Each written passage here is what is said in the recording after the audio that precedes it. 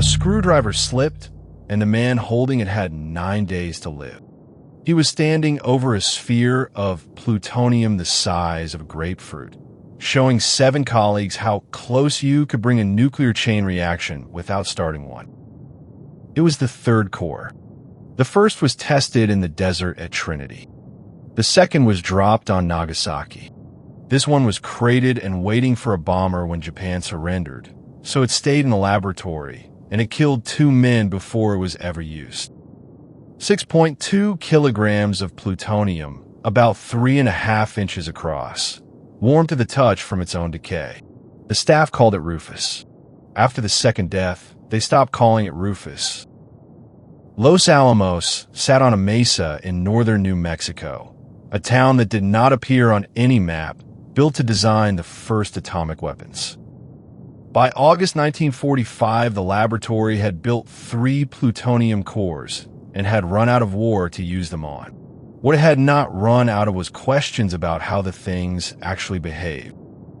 The most important question was also the simplest. How much plutonium do you need, and how close together before the chain reaction stops being something you control? In 1945, that could not be calculated with any confidence. It had to be measured, and measuring it meant assembling something almost critical and watching the neutron count climb. The method was to bring neutron-reflecting material toward the core in small steps. A reflector bounces escaping neutrons back inside, and enough of them will tip a harmless sphere into a running chain reaction. The dangerous part was always the last few millimeters, where a small movement produces an enormous change. Move too far, and the assembly goes prompt critical, doubling faster than anything mechanical can react to. Richard Feynman gave the procedure its name. He said it was like tickling the tail of a sleeping dragon. Enrico Fermi was blunter and reportedly told one of the men doing it that he would be dead within a year if he kept doing it by hand. Remote handling rigs existed. They were slower, and they were not used for demonstrations because a scientist standing directly over the assembly could feel the experiment and correct it in real time. This was a culture built during a war by young people who had spent 3 years taking risks a deadline justified. The deadline had passed in August 1945. The habits had not. Harry Daghlian was 24 years old.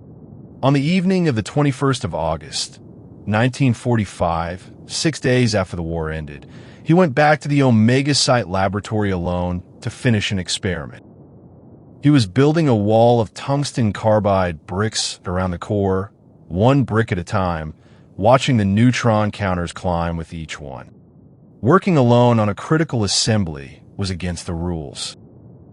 A security guard named Robert Hemmerly sat about 10 feet away at a desk. He was not a physicist and had no reason to understand what the counters were saying. Daghlian was moving 1 more brick over the assembly when the counters told him it would tip the stack critical.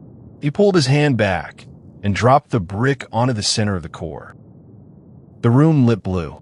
He reached into the assembly with his bare hand, knocked the brick away, and then took the stack apart, which cost him several more seconds he could not afford. His right hand had absorbed a dose nothing in 1945 could treat. Nausea came within hours, then burns on the hand that had reached in, then the slow failure of everything underneath. He died 25 days later. The laboratory investigated, and the findings were unambiguous. No solo work on critical assemblies. A second qualified person present at all times. It was written down. Hemmerly, the guard 10 feet away, took a far smaller dose and walked out of it. He died of leukemia 33 years later, in 1978, and whether that night caused it has never been settled. Daghlian's death was not announced as a radiation accident. The war had ended 6 days before it happened, The project was still classified, and the public account said a chemical burn. So the rules existed on paper in a laboratory that had just watched a colleague die slowly over 25 days. 9 months later, a second man did almost exactly the same thing. The difference was that this time, there were 7 other people standing in the room. Louis Slotin was a 35-year-old Canadian physicist who had assembled the Trinity core with his own hands. He was 2 weeks from leaving Los Alamos, and that afternoon, he was training the man replacing him. The core was due to be shipped to the Pacific for Operation Crossroads, a pair of atomic tests at Bikini Atoll. Before it left, the team wanted one more measurement. The setup used 2 hemispherical shells of beryllium, an excellent neutron reflector. The core sat inside the lower shell. The upper shell was lowered over it and had to be stopped just before it closed. The written procedure required spacer shims so that the gap could never close by accident. Slotin did not use shims. He held the upper shell up on the blade of a flathead screwdriver and controlled the gap by hand.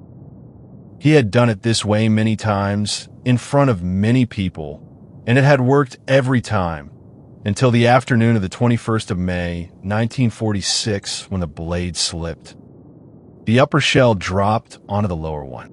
The core was suddenly wrapped in a complete reflector, and it went prompt critical. A blue flash filled the room, and a wave of heat came with it. Alvin Graves, standing directly at Slotin's shoulder and looking over it, felt both. Slotin threw his left hand into the assembly and knocked the top shell onto the floor. The reaction stopped. The entire event had lasted about half a second. He had taken something in the region of 1,000 rad, concentrated on the hand and the upper body. He walked out of the building under his own power. In the car park, he was sick.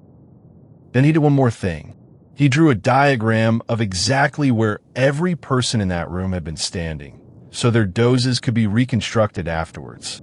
Then he went to hospital, and he did not come out. What followed is documented in more detail than almost any radiation death, because the laboratory studied it as it happened. His hands blistered. The tissue underneath started to die. His white cell count collapsed. The lining of his gut came apart. Doctors described what they were seeing as a 3-dimensional sunburn, a burn that goes all the way through a body. He was conscious for most of it. He died on the 30th of May, 1946. The Army had flown his parents in. Of the 7 others in the room, none died of acute radiation sickness.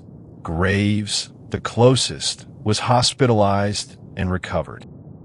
The Corps had now killed 2 men in 9 months, and both had been holding something they had been told not to hold. The laboratory stopped calling it Rufus. They started calling it the Demon Core. 3 things in the popular version of this story are worth correcting, and the first is the blue glow. It is almost always called Cherenkov radiation. It was not.